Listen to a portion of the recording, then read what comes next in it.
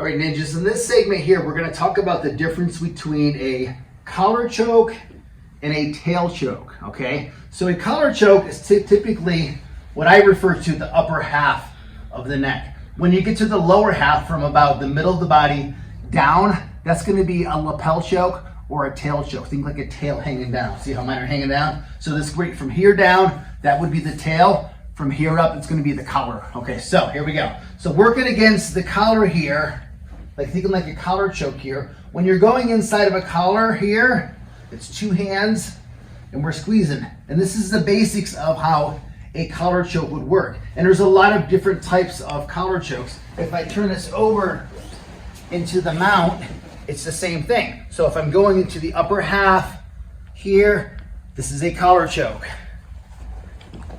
From the side, a paper cutter choke is a collar choke. Come on, face that way. If I'm in the rear or the back here,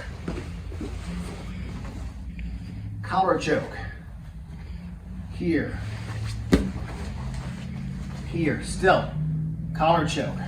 Now, lapel chokes or tail chokes are really, really cool because you actually, so here I only have his collar here, okay? Now the disadvantage is whenever I'm grabbing up in here, the alarms, the bells and the whistles, the spidey sense is going off because he knows it's danger, right? If he's in my guard and I reach up inside of his collar, right away he can feel my hands on his neck. So again, that spidey sense is going off. When I'm down low here on the tail of the gi, I can be distracting him here, but I can be using this here to set up different chokes, okay?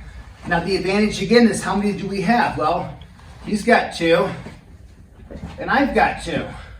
So that now means I can use my lapel against his neck here too,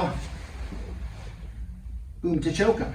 And again, a lot of times with the tail of the gi, the person, it doesn't seem that threatening because it kind of can slip in there. You could be, again, down here, grabbing on your back. All of my ninja chokes here, ninja roll chokes, same thing. And I love these chokes working with the tail here because it's like a noose being wrapped around your neck. And again, we have 4 of them. It's not like I just have mine here. I also can use his tail here to choke him as well. So it's a great little tool to use while you're grappling, but it doesn't mean that you don't attack here because they can start to work together now. So I might be down here, but reaching up here at the same time. Maybe I want him to feel this hand here, right? So I go back up there with your hands. So maybe I can start to set up something else here with the tail of the gi. Boom, here. Okay, so sometimes I might go up here as a distraction, but go with the tail. And sometimes I might wave the tail so he grabs it, and then I go up here. See how they start to work together? It's not like you want to maybe focus on just one area, but focus on using all 4 tails and his collar as well.